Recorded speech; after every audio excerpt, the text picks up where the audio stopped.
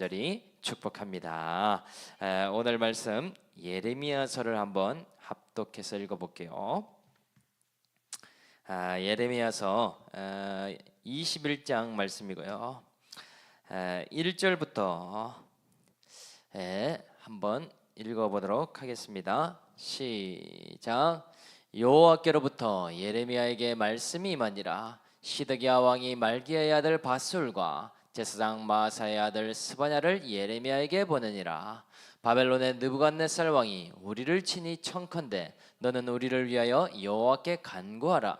여호와께서 혹시 그의 모든 기적으로 우리를 도와 행하시면 그가 우리를 떠나리라 하니, 예레미야가 그들에게 대답하되 너희는 시드기야에게 이같이 말하라. 이스라엘의 하나님 이와 같이 말씀하시되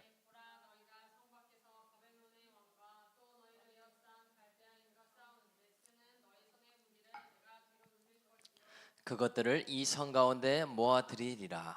여호와께서 말씀하시기를 보라, 내가 너희 앞에 생명의 길과 사망의 길을 두었노라. 너는 이 백성에게 전하라 하셨느니라. 이 성읍에 사는 자는 칼과 기근과 전염병으로 죽으려니와 너희를 에워싼 갈대인에게 나가서 항복하는 자는 살 것이나 그의 목숨은 전리품 같이 되리라. 아멘. 오늘 말씀 제목은 주신 환경에 항복하는 것이 생명의 길입니다. 주신 환경에 순종하는 것이 생명의 길입니다 라는 제목으로 오늘 말씀을 나눠보도록 하겠습니다. 클래스고 대학교라는 클래스고 대학교 생물학자들이 새로운 실험을 한 가지 했다고 합니다. 어떤 실험인가 봤더니요, 큰 두 어항을 만들어 놓고 새끼 물고기들을 양쪽에다가 넣었다고 하죠.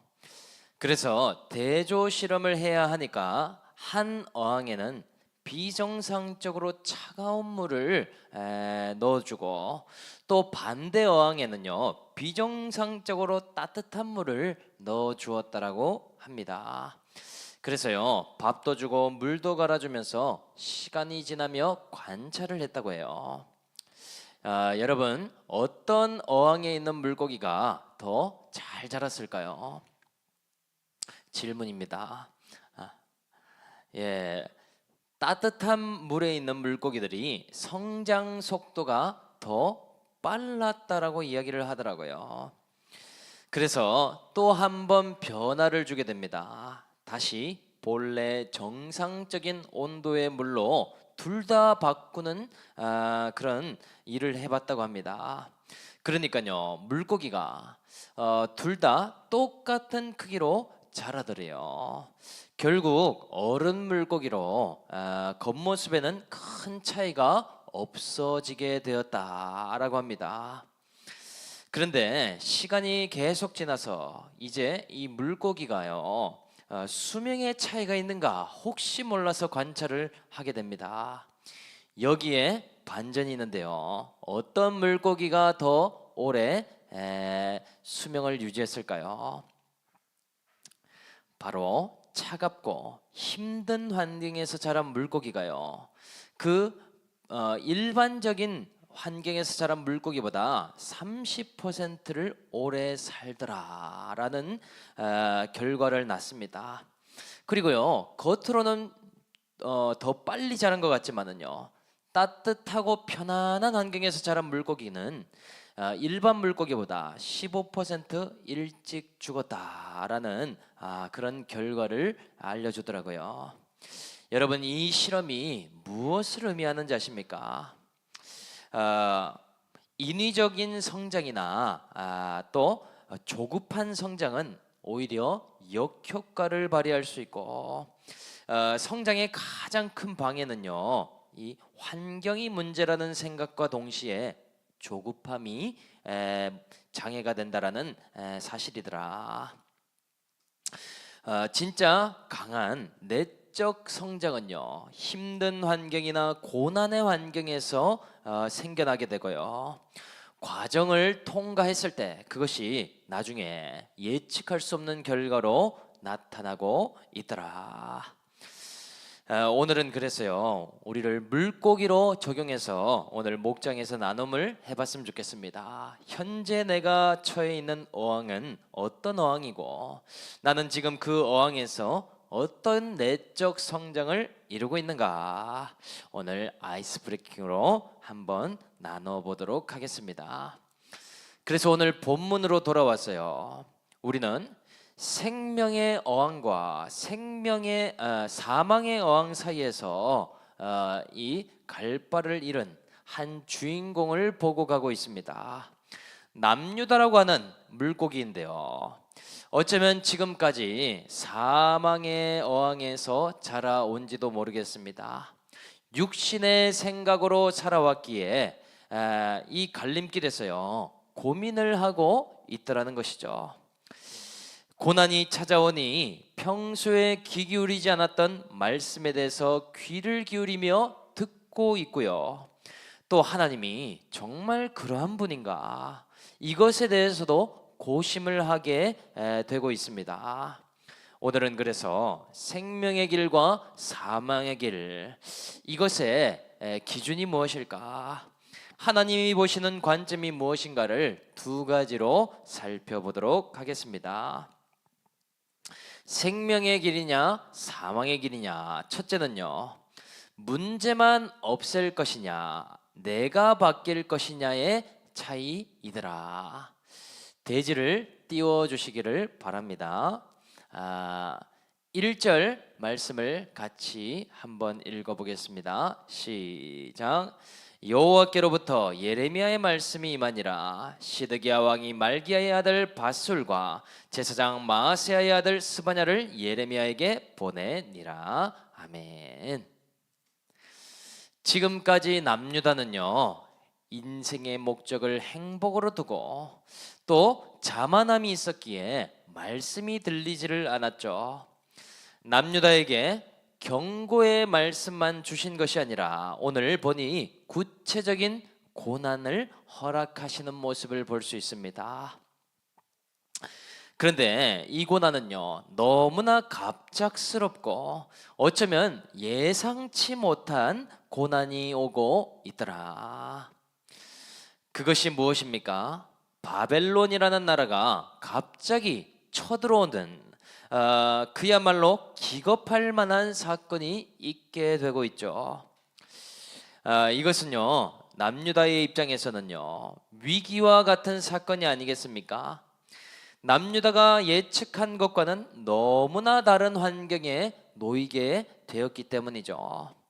그래도 예루살렘에는 이 성전이 있으니까, 그리고 우리가 하나님께 그래도 제사를 드리니까 이곳만큼은 안전지대라고 굳게 믿지 않았습니까?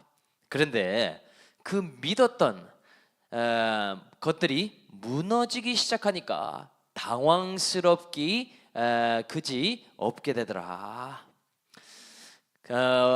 나라의 왕도요, 이 상황 가운데 얼마나 마음이 힘들겠습니까? 마음이 답답하고 얼마나 힘들었는지가 이 말씀에 드러나고 있죠. 왕도 고난이 올 때마다 찾는 사람은요, 역시나 주의 종들이죠. 그때 당시에 이 제사장들이나 아니면 선지자를 찾는 모습을 볼 수 있습니다. 그때도 이 주의 종들을 두 부류로 나눈다면요, 친권력적인 주의 종들이 있는가 하면요, 권력과 거리가 먼 사역자들도 있었습니다. 그래서요, 예레미야는 이 거리가 먼 케이스에 속하죠. 왕이 그러니 처음부터요, 당시 제사장이었던 밧스후를 불러서 이 일을 어떻게 해석해야 될지 분명 물어봤겠죠. 그런데 왕과도 같은 가치관과 생각을 갖고 있는 제사장이기 때문에 해석이 안 되고 있습니다. 그리고 그 다음에 나오는 스바냐 또한 이 둘째 가는 제사장이죠. 왕의 측근에 있는 제사장 두 사람을 불러서 이 문제를 어떻게 해결해야 될지 먼저 묻고 있더라. 그런데 문제는요, 두 사람 또한 해석을 할 수 없을 뿐만 아니라 하나님이 왜 이런 일을 하셨는지가 보이지 않더라. 이렇게 되니까요, 최후의 보루인 누구를 찾아가게 하시는가? 설마 하면서 보내는데요, 예레미야에게 이 두 사람을 파송하고 있습니다. 평소에 그렇게도 심판이 올 거다, 하나님께서 고난을 준비하고 있다 라고 선포했던 예레미야의 말이 설마 사실인가? 그래서요, 예레미야에게 찾으러 간 이유는요, 두 가지였습니다. 첫째, 이 일이 진짜 하나님이 허락하신 일인가를 물어보기 위함이고, 둘째, 그렇다면 예레미야가 간구해서 이 고난이 좀 없어질 수 있는지, 이 두 가지가 궁금하기 때문에 찾아간 것이죠. 그래서 뭐라고 이야기를 하고 있습니까? 2절에 나오고 있는데요, 2절을 같이 한번 읽어보도록 하겠습니다. 2절 시작. 바벨론의 느부갓네살 왕이 우리를 치니 청컨대 너는 우리를 위하여 여호와께 간구하라. 여호와께서 혹시 그의 모든 기적으로 우리를 도와 행하시면 그가 우리를 떠나니라 하니. 아멘.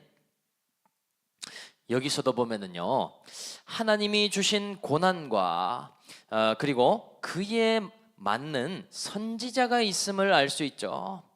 지금 현재의 사건과 그것에 대해 말씀하고 있는 예레미야가 연결이 되고 있지 않습니까? 결국 하나님이 보내신 사건과 하나님이 보낸 말씀의 선지자는 짝이 있더라. 그래서요, 하나님이 말씀하시는 하나의 통로로 이 둘을 사용하고 있지 않습니까? 그러니까요, 지금 고난 중에 예레미야를 찾아왔다는 것까지는 정말 좋은 일이라는 것이죠. 물론 목적이 잘못됐고 방향도 잘못되었지만 혹시나 하나님의 뜻을 해석받고 돌이킬 수만 있다면 정말 잘 찾아온 것이 아니겠는가. 그런데요, 잘 찾아오긴 했지만은요, 이 왕과 두 사람의 목적은 무엇입니까? 빨리 문제만 해결하는 것이죠. 지금 바벨론이 치는 이 사건이 사라지기만을 바라는 것 아닙니까? 예레미야야, 너는 우리를 대신해서 하나님께 기도를 하여 이 괴로운 일이 사라지기만을 간구해달라라고 하고 있더라. 그런데 이렇게 문제만 제거하는 가치관은요, 하나님을 모르는 가치관이 아닙니까? 무엇이 문제인지, 무엇 때문에 이 사건이 왔는지를 전혀 짚지를 못하고 있더라. 자다가 남의 다리를 긁는 것처럼 엉뚱한 포인트를 잡는 것 아닙니까? 그래서요, 지금 패역한 시대 가운데에 살고 있기에 이러한 선택과 결정을 잘 할 수 없더라. 먼저는 왕이 영적으로 둔감합니다. 제사장들도 기복적이고 하나님과 친밀하지가 않습니다. 그러니 어떤 사건이 왜 왔는지, 무엇을 적용해야 되는지 전혀 알 수 없더라. 여러분, 이 사건 앞에 하나님이 원하시는 것이 무엇이겠습니까? 문제를 제거하는 것이 아니라 바로 남유다가 변화받는 것을 지금 원하시는 것이죠. 바벨론을 없애는 것이 아니라 남유다가 회개하고 돌아올 수 있도록 하는 것이 하나님의 목표라는 사실이더라. 그래서 적용해 보면은요, 우리의 인생의 길도 이와 비슷하지 않습니까? 나는 어떤 길을 갈 것인가? 당장 이번 주만 해도요, 우리는 크고 작은 선택의 기로에 놓여 있게 되었습니다. 무엇을 먹을지, 누구를 만날지, 이런 작은 일을부터요, 직장은 언제까지 여기로 두고 있을지, 또 앞으로는 무엇을 하며 살아갈지 등등, 우리는요, 끊임없이 길 위에 있으면서도 길을 고민하고 있는 인생과 같더라. 그런데 유일하게요, 고민을 별로 안 하는 것이 있습니다. 지금 내가 가고 있는 믿음의 길에 대해서는요, 별로 고민하거나 점검하지 않더라. 나는 지금 예수를 잘 믿고 있는지, 생명의 길 위에 올라서서 걸어가고 있는지, 이 질문 자체가요, 너무나 막연하기 때문이죠. 눈에 보이지도 않고 당장 급하지도 않으니까 지금 내가 당장 피부에 와닿는 일부터 고민을 하게 되는 것이죠. 유일하게 길 때문에 고민한다면 이 신앙에서요, 교회가 힘들어지면, 불편해지면 다른 곳에 있으면 괜찮아질까, 이런 고민 정도는 할 수 있겠죠. 그래서 한편으로는 우리는 신앙에 있어 너무나 남유다처럼 안심을 하고 있더라. 나는 지금 예수 믿고 구원의 길을 가고 있을 것이라고 생각하는데요, 남유다처럼 지금 엉뚱한 길로 가고 있지 않은가 분별해 봐야 되지 않겠습니까? 안 그러면은요, 신앙생활을 하고 있어도 남유다 시기에 그런 신앙밖에 가질 것이 없잖아요. 그래서 먼저 우리가 이 올리브 교회에 와서 신앙생활하면서 깨뜨려야 할 고정관념 두 가지가 있습니다. 한 가지는요, 고난이든 어려움이든 이것을 문제라고 바라보는 관점을 깨뜨려야겠더라. 내 눈앞에 보이는, 문제로 보이는 것들은요, 문제가 아닐 수 있는 경우가 훨씬 더 많습니다.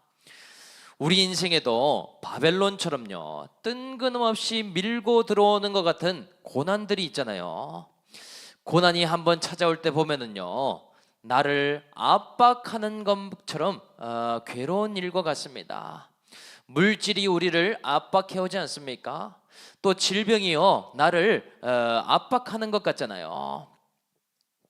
또 그것은 마치 우리를 애워싸는 것만 같습니다. 이러지도 저러지도 못하는 상황 가운데에 놓여 있도록 하더라. 그런 문제를 바라볼 때요, 우리는 걱정을 하게 됩니다. 또는 두려워하거나 불안한 마음만 갖고 있습니다. 그러면서 이 고정관념을 깨뜨리지 못할 때에 하는 행동이 무엇인가? 문제만 없애기를 위해서 최선을 다하더라. 그래서요, 모든 환경 가운데에 문제만 사라지기를 기도한다든지, 아니면 이 문제를 해결해 줄 사람만 쫓아다니게 되지 않겠는가? 그런데 이것은요, 방향이 안 맞는 일이죠. 이것은요, 적용이 거꾸로 된 것이죠. 이 모든 문제로 보이는 일들은요, 나를 변화시키기 위해서 하나님이 세팅한 세팅값과도 같습니다. 하나님이 원하시는 방향과 수준과 모습으로 바뀔 때까지 이것이 세팅값이 달라지지가 않더라. 그래서요, 말씀을 안 듣는 자를 말씀에 청종하는 자로 바꾸기 위함이 지금 이러한 시간이라는 것이죠. 형식적인 썬데이 크리스천에서요, 살아있는 신앙의 사람으로 바꾸기 위해서 그 시간을 주셨더라. 사망의 길로 가고 있는 우리들을요, 생명의 길로 전환시킬 때 주시는 것이 바로 바벨론의 세팅이라는 사실이죠. 그래서 우리는 문제를 문제로 바라보는 이 고정관념을 내려놔야겠더라. 그리고 또 다른 한 가지 고정관념이 있는데요, 이 문제만 없으면 괜찮아질 것이라고 생각하는 고정관념입니다. 혹시나 금식 기도를 하고 하나님 앞에 때를 부려서라도 이 고난이 없어지면 나는 행복할 거다. 여러분, 그런 고난의 환경을 피해서요, 정말 다른 환경으로 간다고 해서 생길 수 있는 오류가 무엇이겠습니까? 내가 바뀌지 않는다면 본질적으로 달라진 것이 있겠습니까? 아니죠. 사실은 달라진 것이 없는 것이더라. 바벨론이 애워쌀 때는요, 하나님 저 바벨론을 없애주세요가 아니라 하나님 제가 먼저 변화되기를 원합니다. 하나님 쳐들어오지 않게 해주세요가 아니라 하나님을 신뢰하는 인생, 이제는 죄악에서 회개하는 인생으로 거듭나게 해달라는 그런 기도를 해야 한다는 사실이죠. 이것이 빨리 갈 수 있는 지름길이 아니겠습니까? 우리의 고정관념을 버릴 때 이러한 기도의 내용 또한 달라질 수 있더라. 그래서요, 우리의 기도가 바뀌어야 되는데 그것이 되려면 우리의 눈이 달라져야 되겠더라. 지금의 이 고난과 어려움은 하나님의 최고의 시간임을 우리는 발견해야 됩니다. 이 시간을 사용해 주셔서 나를 하나님의 뜻대로 변화시켜 달라. 정말 요즘 제가 하는 기도인 것 같습니다. 하나님, 우리 올리브에 행하신 이러한 시간과 모든 일들 가운데에 제가 변화되고 제가 하나님 앞에 알맞는 수준의 믿음의 사람으로 바뀌어지기 원합니다. 이런 기도를 한다라는 것이죠. 오늘 바라기는요, 바벨론이 애워싸고 또 고난이 찾아오는 환경에서 문제를 제거하는 것보다 오늘 나 자신이 바뀌어지는 우리 올리브 공동체 모두가 될 수 있기를 주 예수의 이름으로 간절히 축복합니다. 생명의 길이냐 사망의 길이냐, 두 번째는요, 바벨론 환경에 항복하느냐 도망치느냐의 기준이더라. 8절 9절 말씀을 한번 읽어보겠습니다. 시작. 여호와께서 말씀하시기를 보라, 내가 너희 앞에 생명의 길과 사망의 길을 두었노라. 너는 이 백성에게 전하라 하셨느니라. 이 성읍에 사는 자는 칼과 기근과 전염병에 죽으려니와 너희를 애워싼 갈대인에게 나가서 항복하는 자는 살 것이나 그의 목숨은 전리품같이 되리라. 아멘. 오늘 하나님께서는요, 남유다 앞에 두 가지의 길을 두셨다라고 말씀하고 있습니다. 하나는 생명의 길이요, 또 다른 하나는 사망의 길이라고 말씀하고 계시죠. 그런데 여기서요, 사람의 생각과는 너무나 다른 말씀을 하고 계십니다. 뭐라고 하시는가? 너희가 이 성읍에 항복하지 않고 계속 있다면 칼과 기근과 전염병으로 죽게 될 것이고, 만약 갈대인인 바벨론에게 항복하면 살게 될 것이다 라는 말씀을 하고 있더라는 것이죠. 여러분, 정말 이상하지 않습니까? 구원의 길은 바벨론 손에서 건져냄을 당하게 하시고 피할 길을 내주는 것이 구원의 길과 같지 않습니까? 그리고요, 사망의 길은요, 나라가 망하고 포로로 끌려가는 길, 이 길이 사망의 길 같지 않냐는 것이죠. 그런데 하나님은요, 거꾸로 말씀하고 계시더라. 너희에게 생명의 길은 이 바벨론에게 항복하고 포로로 끌려가는 것이다. 너희의 진짜 사망의 길은 이런 하나님을 불신함으로 끝까지 우리는 망하지 않을 것이다, 항복하지 않는 길이 사망의 길이라고 말씀하시더라. 여러분, 이것을 이해할 수 있겠습니까? 겉으로는 생명의 길 같지만 그 길이 사망의 길 같을 수 있는 것이죠.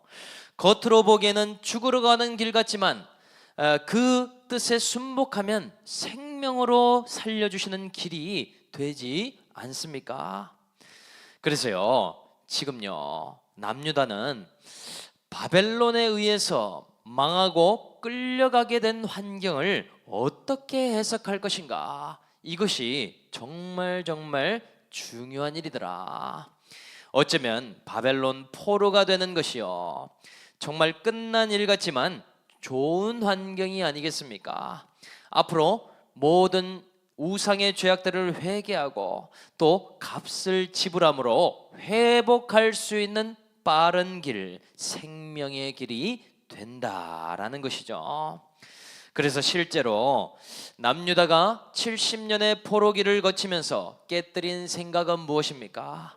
하나님이 정말로 성전까지도 무너뜨리고 망하게 하실 수 있는 크신 하나님이시구나. 내가 믿었던 하나님보다 더 놀라운 하나님을 그 바벨론 땅에서 보게 되었잖아요. 또 망했어도 완전히 끝났다고 생각해도요, 다시 일으키시고 회복시키실 수 있는 분이 하나님이 맞으시구나. 얼마나 이전에 보지 못한 크신 하나님이십니까? 남유다가 택자 민족으로 작게 믿었던 그 시간에는 볼 수 없었던 놀라운 하나님을 보게 되잖아요. 그래서 이 말씀도 우리가 한번 적용을 해본다면요, 우리는 지금까지 기복적인 하나님을 믿었기 때문에요, 바벨론 포로기와 같은 시간을 잘 이해할 수가 없었습니다. 물질을 쫓는 나에게는 돈을 주셔야지 왜 이렇게 물질이 고프게 하시는가? 사람을 좋아하는 나에게 사람을 붙여주셔야지 왜 사람을 끊어놓으시는가? 또 혼자 되는 것을 불안해하는 나에게 왜 이런 고독과 자립의 시간을 주시나? 우리는요, 바벨론 포로기가 오면 딱 하나님은 이런 일을 행하실 분이 아니야, 나에게 바벨론의 포로기를 주실 분이 아니라고 부르짖는 그런 신앙의 패턴을 갖지 않았습니까? 그래서요, 우리의 적용은 딱 한 가지였는데요, 결코 나는 항복하거나 순종하지 않으리라. 이 포로기에서 벗어날 수 있는 방법을 나는 택하리라 하지 않았냐는 것이죠. 하나님께도 이러한 환경을 주신다면 나는 하나님을 인정하지 않을 것이니 순탄하고 평안한 환경으로만 인도하여 주옵소서, 이렇게까지 기도하지 않았냐는 것이죠. 그런데요, 제가 이런 글을 봤는데 참 공감이 됐습니다. 천국으로 가는 길은 욥이나 바울이 겪었던 것처럼 지옥과 같이 힘든 고난처럼 보인다. 그런데 반대로 지옥으로 가는 길은 많은 사람들이 좋아하고 즐거워하며 쾌락을 누리는 천국과도 같다. 여러분, 정말 아이러니하지 않습니까? 겉으로 보기에는 더 지옥으로 가는 길이 천국처럼 보이고, 또 천국으로 가는 길은 너무나 좁고 협착하여 사람들이 잘 가지 않는 길처럼 보인다라는 그런 글이죠. 그래서 저 또한 적용을 해보니까요, 저는 이 올리브교회에 주신 시간이 정말 이 바벨론 포로기와 같은 시간을 주셨구나, 이것을 해석하게 됩니다. 진짜 개척교회 같은 시간을 주셨다라는 생각을 한다는 것이죠. 그래서 정말 새롭게 시작한다는 마음으로 오늘도 이 자리에 서고 있습니다. 이번 주에도 어떻게 하다가 이 노아의 방주에 이 8명이 믿음으로 새롭게 시작하는 그런 말씀을 보게 되었는데요, 하나님이 정말 그렇게도 하실 수 있는 분이구나. 그전에는 그 정도의 믿음도 없었지만은요, 하나님이라면 또 그렇게도 이끌어 가실 수 있겠다라는 생각이 들면서요, 정말 크신 하나님을 인정하는 그런 시간이 되었습니다. 그런데 지금까지 사람과 물질, 환경을 쫓아 살았던 저의 모습을 직면했기 때문에요, 더 이상 도망치지 않고 훈련받은 결단을 하는 것으로 적용을 하게 되는 것 같습니다. 요즘 유행하는 말이 이런 말이 있잖아요. 럭키비키다. 제가 요즘 마음에 새기는 말은요, 오히려 좋을 수가 있겠다. 오히려 감사할 수 있는 환경이겠다. 오히려 나에게 훈련이 될 수 있겠구나. 도리어 이 시간이 자립을 키워갈 수 있는 시간이구나. 또는 반전으로 내가 성장할 수 있는 시간이 되었다. 정말 그런 생각을 하게 됩니다. 이 정도 되니까요, 나의 민낯과 믿음의 현주소를 바라보게 되고요, 그 또한 하나님이 그러실 수밖에 없는 이유가 있었겠구나 생각하게 된다라는 것이죠.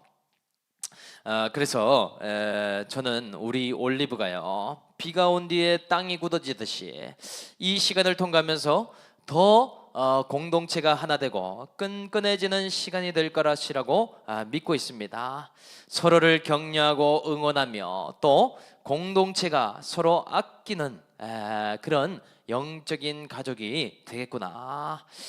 또 더 소통하며 서로 즐겁게 갈 수 있다라고 생각이 들고 있습니다. 누군가가 공유를 하면 또 그곳에 마음을 모아주고, 또 누가 말씀을 올려주면 또 나눔으로 화답하며, 또요, 우리가 토요일에 모여서 실제로 아침 새벽 기도에 이 공동체를 위해 기도하는 그런 시간을 우리가 가지려고 합니다. 예배 나올 때마다요, 사람과 환경이 아니라 이 하나님이 인도하시는 섭리를 깨닫게 되면서요, 우리 모두가 성장의 시간, 또 공동체가 하나 되는 시간으로 이 시간을 잘 사용할 수 있는 저와 우리 올리브 모든 식구들이 다 될 수 있기를 주 예수의 이름으로 간절히 축복합니다.